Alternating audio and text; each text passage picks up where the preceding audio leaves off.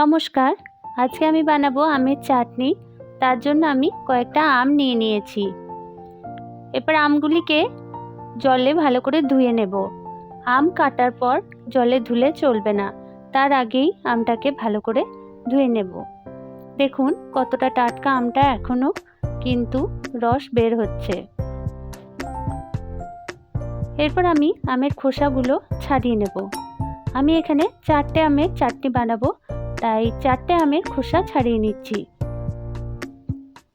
আমি একটা আম কেটেছি, তো আটিটা এখনো শক্ত হয়নি, তাই খোসাটা খুব ডিপ করে ছাড়াবো না, একটু খোসা রেখেই আমটা কিন্তু ছাড়াবো। এইভাবে করে ছাড়িয়ে নেব। এরকম ডিপ করে কিন্তু ছাড়াবো না, তাহলে আম গলে যাবে। আমি 4টে আমের চাটনি বানিয়ে নিচ্ছি। 4টে আমকে ভালো করে টুকরো করে কেটে নেব। কাটার পর কিন্তু ধোবো না। দেখুন আটি এখনো শক্ত হয়নি, ভালো করে কেটে নিচ্ছি।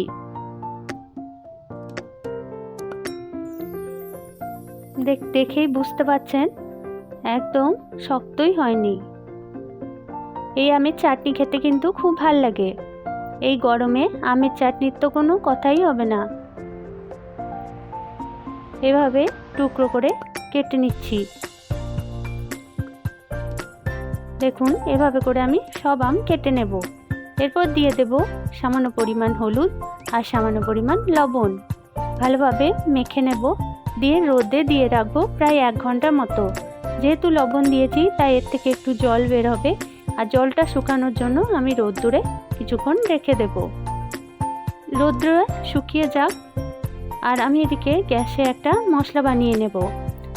গ্যাসে একটা কড়াই বসিয়ে দিয়েছি ছোট চামচে 1 চামচ মতো মৌরি, 1 চামচ মতো ধনে, 1 চামচ মতো গোটা জিরে ও 1 চামচ 5 ফোড়ন, আর দেব একটা শুকনো লঙ্কা। আপনারা যদি আরও একটু ঝাল খেতে চান তো আর একটু লঙ্কা ব্যবহার করতে পারেন। আমি এখানে একটা লঙ্কা নিয়ে নিয়েছি। ভালো করে মশলাটা ভেজে নেব। ভাজা হয়ে গেলে আমি একটা মিক্সিং জারের মধ্যে এটা ট্রান্সফার করে নিচ্ছি। এদিকে আমগুলোও প্রায় শুকিয়ে এসছে। এরপর গ্যাসে কড়াইয়ের মধ্যে দিয়ে দিচ্ছি প্রায় 2 চামচ মতো সর্ষের তেল। তেলে আমগুলো একটু কষিয়ে নেব। যেহেতু আগে থেকেই লবণ আর হলুদ আমি মেখে রেখেছিলাম, তাই লবণের পরিমাণটা বুঝে শুনে দিতে হবে। আমি সামান্য আর একটু লবণ এর মধ্যে অ্যাড করছি, আর দিয়ে দিচ্ছি কালারের জন্য কাশ্মীরি লঙ্কার গুঁড়ো। কাশ্মীরি লঙ্কার গুঁড়ো দিলে কিন্তু কালারটা খুব ভালো আসে। এরপর কষিয়ে নিচ্ছি আমটা। খুব বেশি কষানোর দরকার নেই, যেটুকু পরিমাণ জল আর আছে সেটা টানানোর জন্য একটু হালকা কষিয়ে নিচ্ছি। আর দিয়ে দিচ্ছি প্রায় 150 গ্রাম মতো চিনি। আপনারা আমের মিষ্টতা বুঝে চিনির ব্যবহার করবেন। ভালোভাবে মিশিয়ে নেব।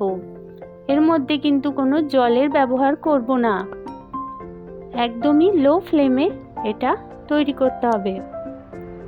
একদমই জল এর মধ্যে ব্যবহার করব না। এইভাবে ফুটতে শুরু করলে একটা ঢাকার ব্যবহার করছি। আমি প্রায় 5 থেকে 7 মিনিট মতো ঢাকা দিয়ে রেখে দিয়েছিলাম।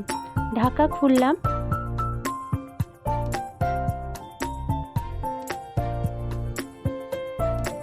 আমটা একটু সেদ্ধ হয়েছে কিনা দেখে নেব। হ্যাঁ, আম সেদ্ধ হয়ে এসছে। আম সিদ্ধ হয়ে গেলে বুঝে নিতে হবে আমাদের চাটনি সম্পূর্ণ রেডি হয়ে গেছে।